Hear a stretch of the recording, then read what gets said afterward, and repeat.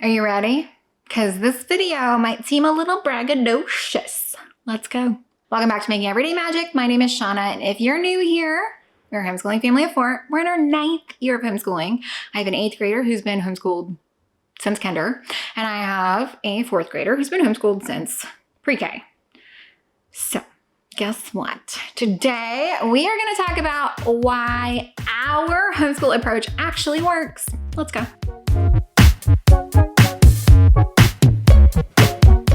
Before we go any further, guys, please scroll down, hit that big red subscribe button, turn on the bell for notifications, and give this video a thumbs up. As always, you can find me right on down in the comments or over on Instagram at Making Everyday Magic. You guys know I come here and I share because we homeschool in a way that I just don't feel like you see on platforms or you hear about or you encounter in your everyday life, at least not in my experience. And so I know that there have to be more people out there like us. And so that was my kind of motivation to start sharing. But I can tell you that there have been things that I have learned along our 9-year journey that just they lead me to really feel solidified in the fact that our homeschooling approach works. And I want to share with you what those are. I'm not telling you what to do. I'm just saying maybe this is a new idea to try if you are on the struggle bus. So things that we do not do. We do not follow like a very rigid schedule as far as our day goes. We do a flow. We do not have to adhere to any kind of standards for the state. And so therefore we don't have like a minimum number of hours. We don't have to check in with anybody. They don't have to do, testing. They don't have to do any of that. And that really gives us a lot of freedom in our approach. And we do not prioritize those things in our homeschool. We also will combine where possible because it helps us get through our homeschool days. So my 4th grader and my 8th grader are working on a lot of the same things. I just don't have the expectation that they have the same output because that's unreasonable. But we do keep math and language arts separate for sure because they are just on different levels. We do 4-day school weeks because there's always something extra in your week. And honestly, sometimes it's hard to get in 4 days.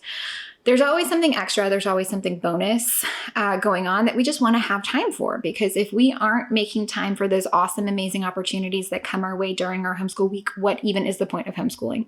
I'm a huge fan that if it's not fun, it won't get done. So I will look for creative and entertaining ways to do literally anything. And that means leaning into my kids' interests. So last year we did a whole dinosaur study and a whole filmmaking study. And this year, that means leaving more time for their individualized interests because they do have them and they're solidifying the things that they want to do and work on and grow. And so it's important to me that we lean heavy into that because when else are they going to get the opportunity in life to just pursue those endeavors guilt-free and on purpose? Very big feeling on that. I'm a huge fan of real world learning over textbooks. I don't like textbooks when it comes to a lot of things. I love a workbook though. And I don't know where that separation is for me, but it's different and it makes sense in my brain. So that. I also prioritize secular education, and we do have a personal faith. So there's a lot of things that I am reconciling when it comes to that, but I honestly don't feel like they exclude each other. I feel like everything enhances the other. And it works when done right. And if you get too rigid in anything, it's too rigid. So I am a huge fan of mending and blending and adapting and modifying and quitting when it comes to it. That's another big thing that makes our homeschool approach very different, is you got to know when to pivot or quit it. And for me, if I can pinpoint a pain point and know how to change it, like for example, in our use of Michael Clay Thompson language arts program, doing what they told me to do, no, thank you. But when I figured out how I could use it the way I wanted to, it's the best thing, one of the best things we've ever done. And so for me, knowing when to pivot is key, because if I can't pinpoint what that shift would be to find success, then it's time to quit. And that is what we did with Algebra 1 last year when we switched from Matthew C. Principles of Secondary Mathematics, Algebra 1, to the Denison Algebra.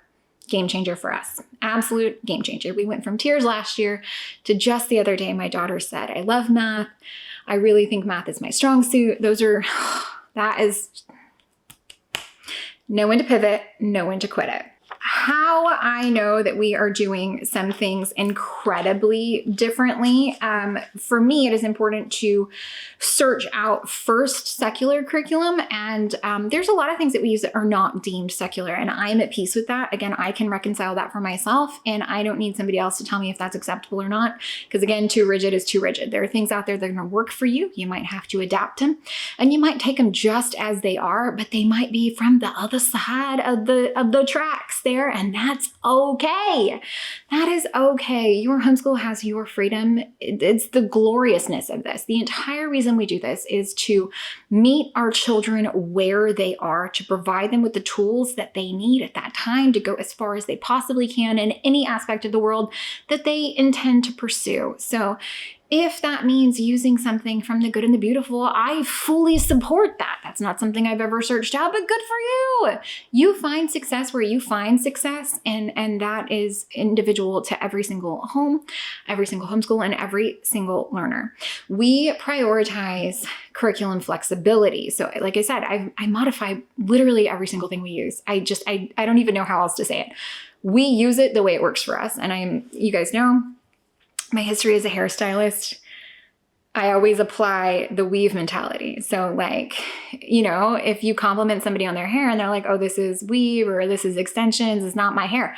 Bull hooey. You paid for it. It's yours. Okay. So as far as I'm concerned, you paid for it, you sourced it, you printed it, you acquired it. It is yours to customize as you see fit going forward into the world in a way that is going to work for you. I also really like to set up really realistic planning systems. So I like to get an idea of how many weeks in the year. I like to build in buffer 4 days a week, build in weeks for vacation, know that when life ramps up around the holiday season with performances or dance schedules or anything like that, I need to be focusing on anything but school. I know myself, I'm very self-aware in that respect. And so I know that by planning that on the front end, that gives us the freedom in the middle. I like to combine whenever possible, and that is because it is easy and it makes my life easier. And I'm a huge fan of independent learning because that means that my kids are getting there. So no, they aren't independent learning everything, but there's also no reason I need to micromanage everything. So if that's you, maybe check yourself before you wreck yourself. Like really think about if this is something you could do long-term for multiple children because, okay. Also while I talk about flexibility and grace and all of those things, I also am incredibly rigid when it comes to like, we are doing school. Okay. So like school starts at 9 a.m. And yeah, we're flexible, sometimes 8:45, sometimes 9:15, but there's the expectation that when I say we're doing school, we're doing school. And yeah, I'll kick off early or skip a day to go to the beach instead because we just want to. And that's okay. But because I am rigid in some things, I've got benchmarks that I've predetermined so I can measure our success. I know that I have the flexibility to have the fun, which for me is something that works really, really well. I also really love to front load. So Mondays are a lot harder than Thursdays. So it is harder for me to skip a Monday than it is to skip any other day of the week because Monday is the first day of the week. So we could skip Monday and start hard on Tuesday. But that first day of our homeschool week is really important to me, and it sets up the success for absolutely everything. And I live that in my personal life too. Mondays are the reset days. Mondays are the put life back together kind of day after the fun of the weekend. And I like that. I like that we can learn organically, right? So something that works for us is, we're talking about things as they come up in real life. School isn't school time. School is all the time, but not everything is school, if that makes sense. So we are finding ways to talk about things in the moment and making sure that we are highlighting it as it comes up and circling back to it later. And a lot of times we'll discuss things before they're ready, but we've laid that seed, we've planted the seed, we've laid the foundation that says, oh wait, I have that prior knowledge. And I'm a huge fan of teaching, not intentionally teaching above, but not dumbing down for your kids, if that makes sense. I also like to think that we are pretty honest in our homeschool approach when there's a struggle. So it's like, okay, we're not finding success, we need to pivot. I know I've already covered that, pivot it or quit it. I also am a huge, huge fan of maximizing value in our curriculum, in our resources. We take an eclectic approach. I hate that when people are like, oh, what do you use? I use everything. that works, because I found this that works and that works and this that works. And some things are expensive, like Lego Science or Michael Clay Thompson, and we've used many free resources. For me, that prioritization is on value, and I do feel like that serves us really, really well. Some other things that we do, and I know that this approach serves us well in our homeschool, and I'm kind of on the back end of it, so I feel really confident in saying that because it's one of those things that you sweat early, is we delay really formal writing instruction. So my kids will play Night Zookeeper early, and they'll identify parts of speech and study grammar and read the Poodle books and things like that. But as far as writing an essay, my 4th grader's never written an essay. As far as examining parts of a paragraph, she's going to get to that this year. She understands how to not diagram a sentence, because I hate that, but how to analyze a sentence, and she's read classic literature, but we are not force feeding them formulaic writing. And I know that comes because we don't test, we don't mass test. And so those two things go hand in hand. And I know for a fact that this is serving us well in our homeschool. My 8th grader is putting out amazing things, and she loves it, which for me is the most important thing. You're gonna have to write things for the rest of your life, no matter what you do. My husband's an architect, and a massive amount of his job is writing. So you're gonna have to write forever and ever and ever, and compile your thoughts and make it clear. And I want the love of the language to be there. I want the love of the reading. I want the appreciation of the poetics in a sentence to be, that for me is the bigger focus, and not, 5 sentences makes a paragraph. For me, the love of writing takes precedent, and the delay in heavy writing instruction is paying off so much in that respect.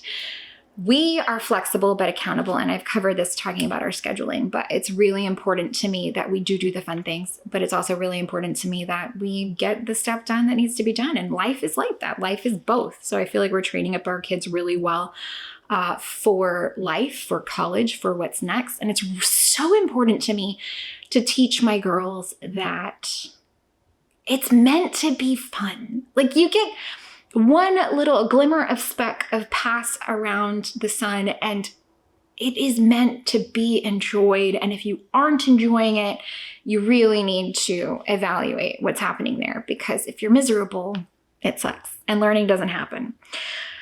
I know that our focus on increased independence serves us very well, because my mental makeup, my personality would not serve to, if I had to ever, nope, it's not for me.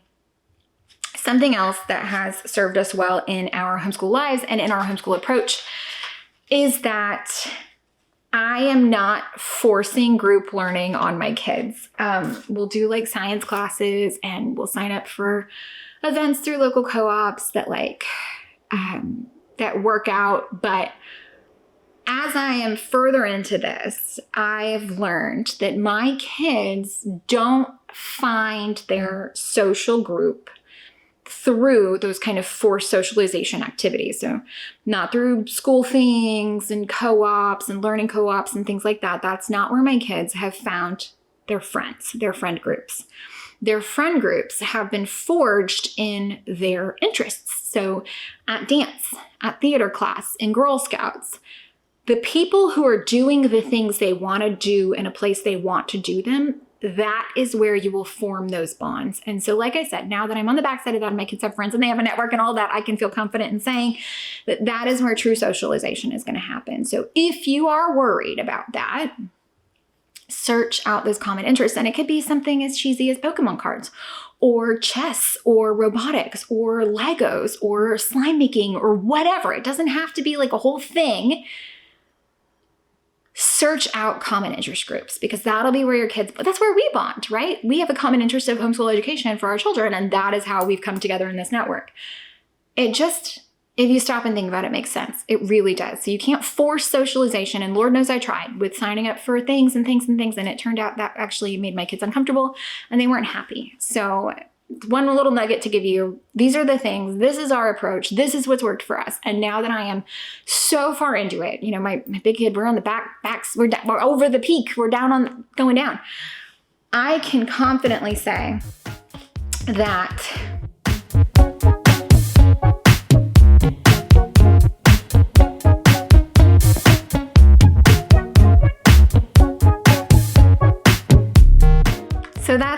guys, again, we've solidified this take on homeschooling across the 9 years that we have been doing it.